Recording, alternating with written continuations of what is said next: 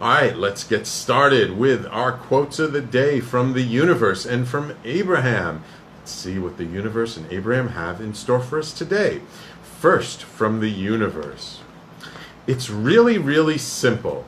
Love what you do, what you're doing now, and you'll become a magnet for all good things, as if you needed the extra incentive.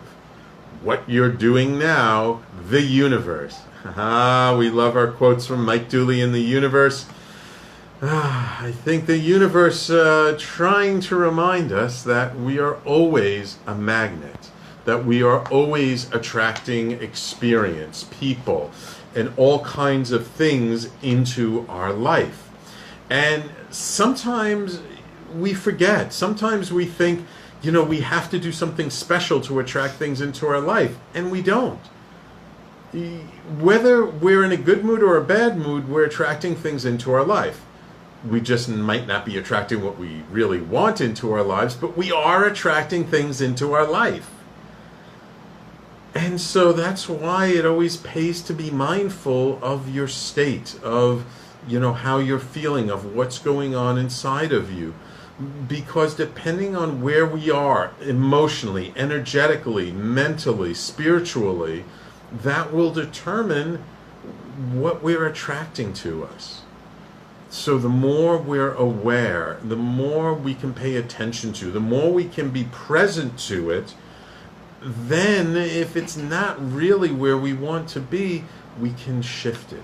We can adjust. We can then change that internal dialogue from maybe one of self-criticism, maybe one of criticizing others, and shift it more into maybe a more compassionate dialogue. Shift it into one where we appreciate ourselves, we appreciate others, we appreciate the lessons in life, so that even the subtlest of shifts in our energy, even the subtlest of shifts in how we're feeling and what we're doing, can have profound impacts on the things that we are attracting in our lives. So, you guys know, we are not victims. We are creators. And if we don't like what we're creating in our life, it's time to shift and change. And it all starts with our energy. It all starts with our feelings. It all starts with, where we are, what we're saying to ourselves and to others, what are we focusing on, how are we feeling in our bodies. It all comes to play. So I hope you like that quote from the universe. We love our quotes from Mike Dooley in the universe. Kind of a fun one, I think, rather apropos for what we're going to talk about today. All right, let's see what Abraham has in store for us today. Ooh, a nice short quote from Abraham.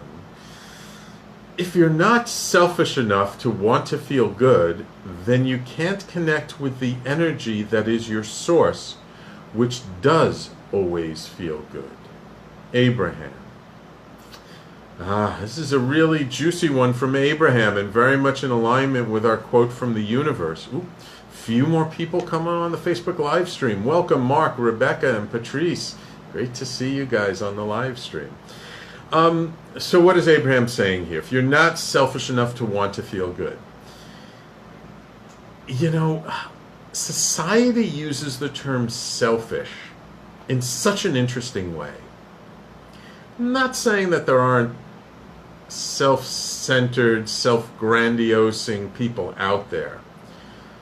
But most of the time, when I hear people using the term selfish, what they're really saying is, you're doing what you want and not what I want you to do. So tell me who's being selfish. And if we're not focusing on self first, how can we be there for anybody else in a good way? So what Abraham is saying here is you have to be selfish enough to want to put yourself into the proper vibrational state, into the proper energetic state. And that unless you do that, you're not really connecting with your source, with who and what we really are. And sometimes, what it takes to do that means having to say, Mom, I love you, but I got to get off the phone right now. Bye. Sometimes it's having to interrupt your friends when they're complaining about something and it's just like serving no good purpose other than to like make you feel worse. Because unless we are selfish enough to put our desire to be in alignment with what and who we truly are, which is positive, beautiful source energy, we're never going to shift and change the conversation. We're not going to change the energy of the moment. And if somebody calls you selfish, you know you're on the right track. And somebody tells me, Sam, aren't you being a little selfish there? I always say thank you. Thank you so much. I know I'm doing the right thing. Because society, sort of has this undercurrent, this program underneath everything, which is you can't do anything for you, you have to do everything for everybody else. And when we do that, it doesn't serve us, and it doesn't serve anybody else. I say this all the time. We can't give from a cup that's half empty. Because if we give from a cup that's half empty, we're not really giving what the other person needs, and we're only depleting ourselves. We can only give from a cup that's overflowing. Because when we're overflowing, then we can truly give the other person what they need, because when we're so full, right, it doesn't drain us. It doesn't diminish us to give.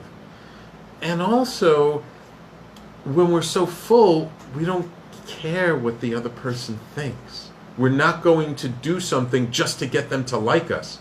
We're going to see things a little more clearly, so we do what's really needed in the moment and not what our ego thinks is needed, or not what our little self-sabotaging voices might say. Oh, but you have to do nice, say something nice to them, or they're not going to like you, and if they don't like you, you're going to be in trouble.